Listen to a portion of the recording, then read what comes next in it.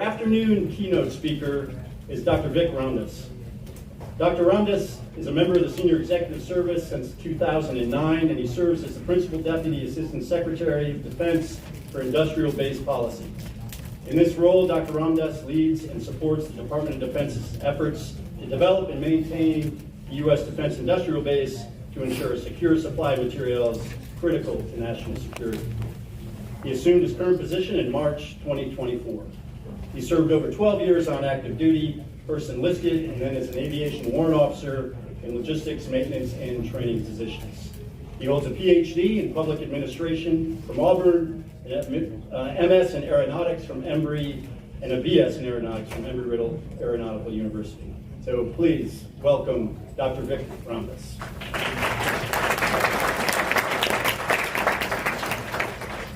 Thank you, Jack. So I must agree with Jack, so good afternoon, and I appreciate everyone being here today, appreciate the invitation, and Jack, I must agree with you, this is truly the who's who of logistics, and specifically in the Army community as well. I would be remiss if I didn't acknowledge my previous boss, Honorable Lohman, here, and sir, I told you I was going to call you out a little, but we just came from the town hall hosted by Honorable Dr. LaPlante, the ANS, USD ANS. And he made a comment that I think is truly owed to you, and that is that sustainment and logistics is being talked now in the building, and more has been accomplished in logistics and sustainment in the last 4 years, and it's because of the work and the legacy you've left behind. So please give Mr. Lohman.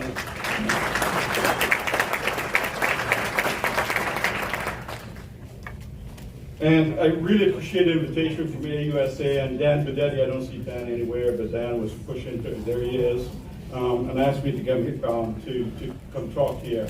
So, as most of you know, I met a few other folks here. My background was in testing evaluation after uniform, and I see some of the T&E folks here, and we often say in T&E that you're sort of the afterthought in acquisition, right? It's thrown over the fence and it's something you didn't want to do.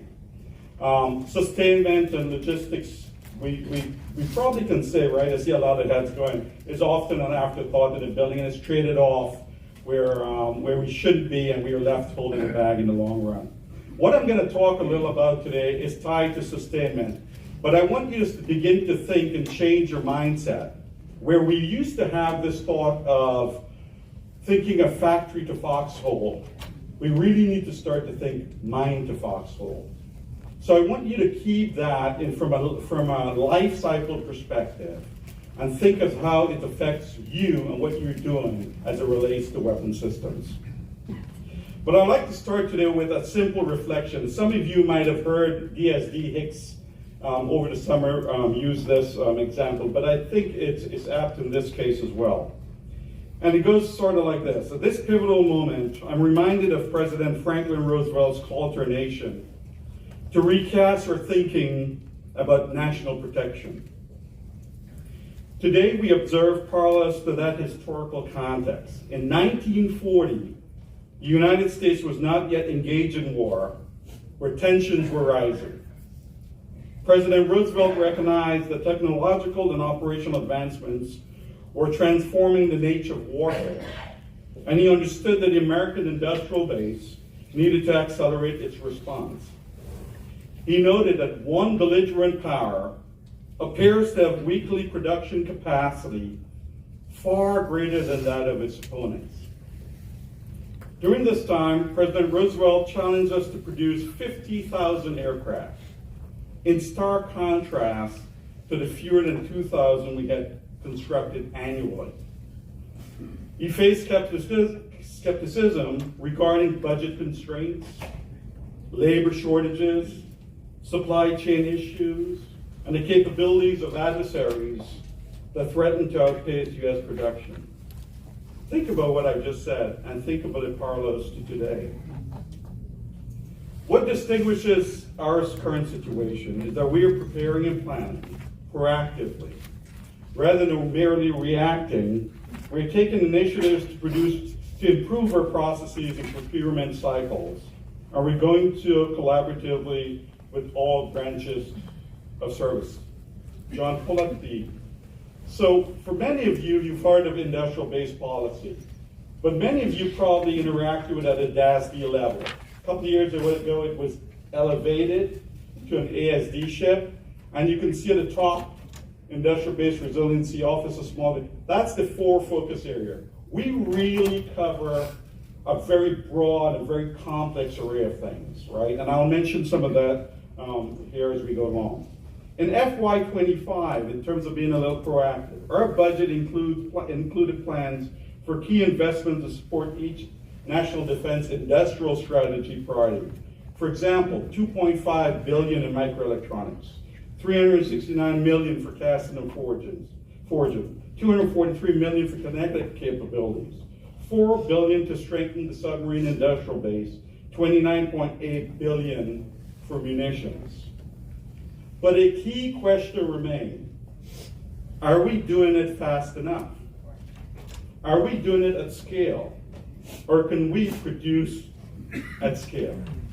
Honorable Loman challenged us with an initiative to really look at munitions, looking at a few critical munitions, and think through reconstitution at the levels and rate should the balloon go up and we had to respond. And it's not easy. Are we adaptable enough? You see, it means adopting manufacturing methods that can be rapidly repurposed when the need for such products suddenly ends. So as you look at the Army OIB investments, for example, you have to ask yourself, will the outcomes result in flexible processes to scale? Are they flexible to enable manufacturing at the point of need? Are thinking leading to ossified end states, right? Or are they flexible and agile end states? I would offer that we must remain agile, not only in our thinking, but in our actions. Challenge each other's thinking and learn from what we've seen in Ukraine. And remember that learning by definition means changing behavior, adapting and doing things differently to be more effective and efficient. Now for today, it's my understanding your discussions have been focused on modernization, supply chain, advanced manufacturing later today, and collaboration with allies and partners. This afternoon, I hope to provide you a little more clarity of the overall DOD perspective and efforts related to those areas. As I mentioned, our office is charged with overseeing industrial base resilience for defense systems, fostering relations with industry to include small and trying to attract non-traditional small businesses or businesses into the department, and enhancing cooperation with international and industry partners. It also includes CFIUS, mergers and acquisitions. So if you read the paper and you read about US Nippon Steel, and the input that went into that decision was part of an interagency process that we were co-leads for. 1260H, also referred to as the PRC or the Chinese list of companies that are involved in the supply chain and we cannot do business with. Telecom investments and the influence of adversarial capital into that. The industrial base office are looking into that, working very closely with industry as well as the interagency. This portfolio, though complex, is uniquely positioned to drive transformative initiatives, leveraging investment tools such as Defense Production Act, industrial base analysis. So I might mention it here later, but the DPA funding went from $80 million a year for the last 15 years to almost $1 billion a year. The industrial base analysis and sustainment account went similarly for about 10 or 12 million a year to now almost $1 billion and probably over $1 billion. And then we have the rapid integrated scalable enterprise, a fund that's in our small business office to enable small businesses and non-traditionals to come in and work with department. We also have mentor-protege small business programs that might have been mentioned on the slide with small business, where you have primes working very closely with small businesses to bring them into the department. Why do I mention the small businesses? Because if the balloon did go up, and as we are seeing in Ukraine, and we have to think through from a whole of nation response and mobilization, where do you think Ukraine is, how they're building a million drones a year now? It's not through the large companies. It's in a very dispersed manner in many of these small companies around the country. So we have to start to begin to think through, how do we do this as a nation, as a society? So we're facilitating agreements with global partners, driving economic deterrence, and funding workforce development pipelines.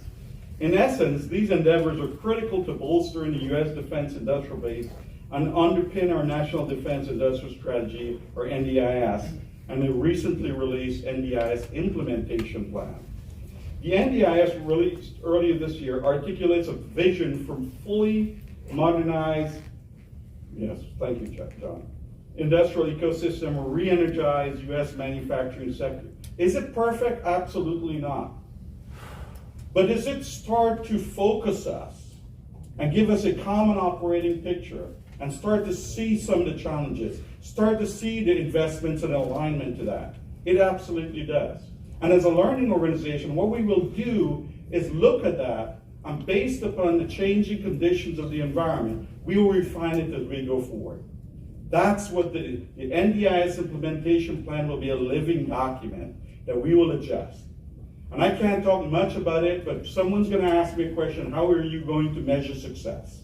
Well, let me tell you right now, we have developed a risk management framework that we will use. It's classified, it's in the part of the classified annex. So if our risks are high today, we'll be able to work with the services to start to mitigate some of that risk. It's not perfect, but it gives us a target to shoot at.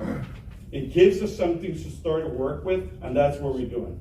The NDIS, as you see, are focused around 4 specific areas of resilient supply chains, workforce, building a workforce that's sufficiently skilled, flexible acquisition, and economic deterrence. Let's think about the workforce for a second. Let me just pull one thread. The submarine industrial base will require 140,000 workers. We have spent $347 million, and we have trained a few thousand. We need to culturally also start to think through how we need to destigmatize some of these blue-collar work that we say, and we need as a nation, and get folks in there. And I know the Army does a great job working with communities, high school, community college, to bring those folks in, right? But we need to broadly think as a nation, how do we start to establish a cohort, a cadre of sorts that we can leverage? Because guess what? Those military technicians that are working today in the OIB are going to put on the uniform and be deployed. And you're going to have to backstop them. You're going to have to leverage your bench. How are you going to do that? So we need to really start to think through. So on the top, you see where we have the strategy, and at the bottom are the 6 tasks that we have for the industrial, the NDIS implementation plan. Successful implementation of the NDIS will require coordinated action across DOD, our key partners, including Congress, industry, international partners, interagency colleagues, and of course you in the audience. The bottom line, success will take all of us working together to really make a dent or make a difference. Today we stand at a critical junction in national security. The defense industrial base is not just an enabler for operational readiness, it is the engine of strategic innovation. Strengthening our defense supply chains can involve year-long lead times to reach full production scale. How can we proactively and optimally develop and maintain production lines to mitigate exposure to supply disruptions and changing production requirements? Long lead times such as strategic critical materials, And I remember what I said, start to think mine to foxhole, because really that's where we need to go. Think about investments we're making today in cobalt, nickel, antimony, tantalum, perfect. So if you look at the atomic, well-trained, right, John Schultz, Army, by the way, alumni, so if you look at 73, TA, right there, 1, 2, 3, the third full row, atomic number of 73. Tantalum, we're dependent, the United States 100% on it, China 90%. You can use it because it has non-corrosive benefits or effects. It's flexible. It can tolerate a lot of heat. So guess what? You can use it in terms of apparatus that you put in the body or things you put into the body. You can use it for solid rocket motors. You can put it for rocket for the turbine blades on engines. You can use it in electronics, and you use it today on electronics. Any electronic equipment on a chip, you have about 12 critical elements in there. Today, what do you think we do generally? We extract gold and we throw away the rest of it. Your department is looking at how do we recycle those electronics and start to tap into the rare earth elements that are being wasted and being thrown out. Your department are investing in capabilities to do that where no one else has done that in the past. So we are thinking longer term, we're thinking how we can really mitigate some of these challenges that we have, right? So we have invested about $285 million in lithium and other critical minerals. We are building out distribution, manufacturing hubs. There's a new facility in Michigan that we are doing a public-private partnership with Saab on. We are also expanding flexible capacity. Investments such as $400 million in Radford ammo plant is through our office. Next, let me quickly touch on 3 areas I think critical, and many of you probably are already working in these areas. The tyranny of distance, strategic logistics, and the power of partnership. First assumptions based on uncontested logistics are flawed. It also highlights that our assumptions on consumption is also flawed. Ukraine shot 8,155 rounds in a day. I can't get into it in here because of classification, but think of what your old plans or con plans have in there. Check your assumptions. The defense industrial base must prioritize creating supply chains that are both redundant and decentralized to improve resiliency in the face of kinetic and non-kinetic threats. Also such as cyber attacks on our critical infrastructure. Let me touch quickly on strategic logistics. As we seek to reduce supply chain vulnerabilities, we're concentrating on onshoring and friendshoring of defense critical capabilities and moving away from adversarial sources of supply. This includes a deeper analysis of cybersecurity requirements with sub-tier suppliers. So just don't think the prime's on the level below. You need to go deeper into those sub-tier suppliers and managing their inventory and having visibility on their inventories and influencing those sources of supplies and stockpiling of critical materials. We're entering an era where wars will be influenced as much by cognitive and data superiority as by the physical force. This shift places an even greater premium on making the right assumptions about adversary capabilities, intentions, and operational environments. The challenge lies in balancing foresight, the ability to anticipate future scenarios, with insight, a retroactive or derived from historical and real-time data. How do you leverage machine learning, AI, natural language processes, and things like that provide a powerful bridge to get after that data? We have vast amounts of data. It's not a lack of data. Some of it needs to be curated. Got that.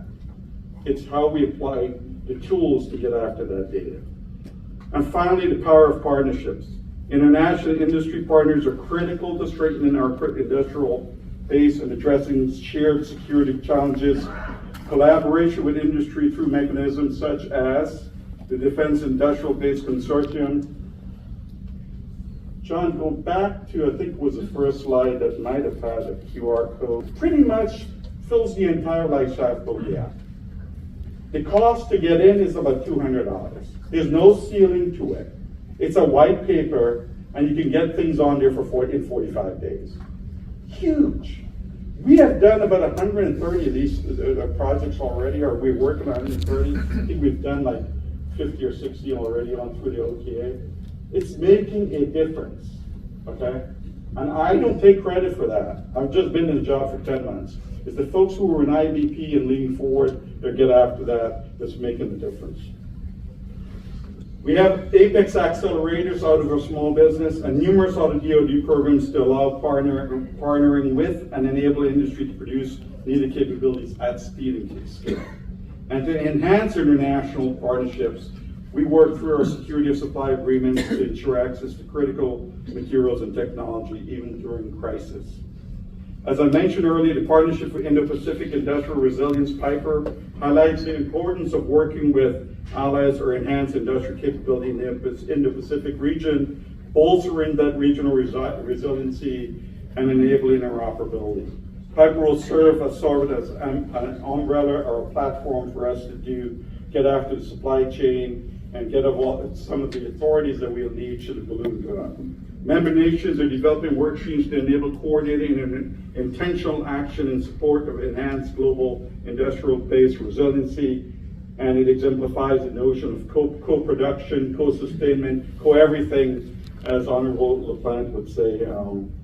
We have made that a major tenet of our NDIS as well. So the Army's SA, Honorable Doug Bush, recently suggested that it might be better to start thinking about an arsenal of democracies versus an arsenal of democracy. That is multinational partnerships among the major democracies, with America playing a major one, or a major role. We all know such an endeavor would be pretty messy, right? Think NATO and working with all the partners. But it will require a lot of energy devoted to just mulling through what is necessary to get after. To be postured for the future, we need to embrace not only we can do this, but we must do this. Recognizing that we cannot do it alone, that we will need our partners. We'll be better for collaborating with one another and sharing our unique perspectives. My office, Industrial Base Policy, stands ready to advocate and support the Army requirements for DPA, IPAS, RISE, etc., etc. And I would like to thank you for your time, and I will continue to advocate and to support and strengthen our industrial base.